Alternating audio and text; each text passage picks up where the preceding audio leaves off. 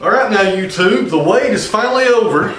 Put this LT40 to work for the first time here and see what happens. And I only thought it would be fitting that the first log we saw on it here, black walnut. And this is a nice one, guys. It's an 8-footer. It's got an extremely wide crotch here in the middle of it. And should produce some really nice figure here on the mizer. This log came from Southwest Virginia. We hauled it home about 2 months ago. I done a video on that. And I could have sawed this on the LT35, but I would have had to have trimmed off these sides here to make it fit through the mass of the sawmill. Got a lot of bark on it still, so we get to use this debarker for the first time. I've never used that at all. The LT35 didn't even have that on it. And I'm also going to have to use the stand-up back there, not walking with the mill. When I set that mill forward for the first time in Indy, I actually tried to walk with it. I found myself walking into the control head like a big dummy, thinking I still had to walk along the mill. Down here on the operator end, our diameter is about 21 inches, and I have it laid out the way I want to cut it. We'll saw one slab off the top here and get a reference face. We'll turn it 180 degrees and do 9/4 slabs until she's done. Now down here on the small end, it's not much smaller actually. It might even be bigger.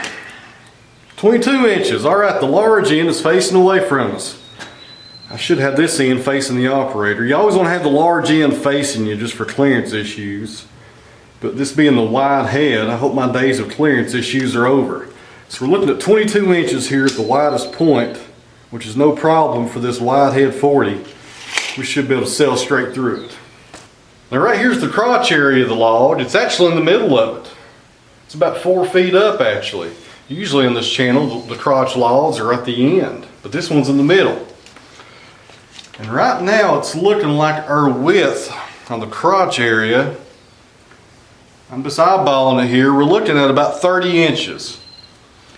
And the width of the LT40 wide is 34 inches. Which is about 10 inches wider than what the 35 was. Actually about 12 inches I think, because when you have the dogs up it's hard to fit stuff through without putting them down. So I'm hoping I get about a 12-inch more clearance here with this sawmill and cutting these wide slabs. So should be some good stuff in here. Just to give you guys an idea of how wide this thing will cut.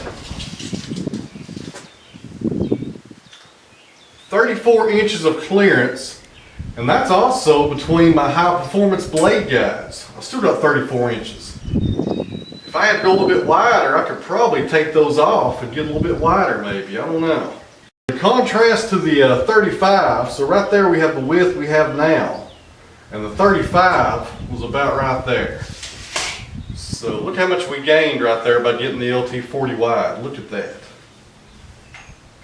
It's going to be a lot less trimming off of logs, and a lot more money at the end of the day.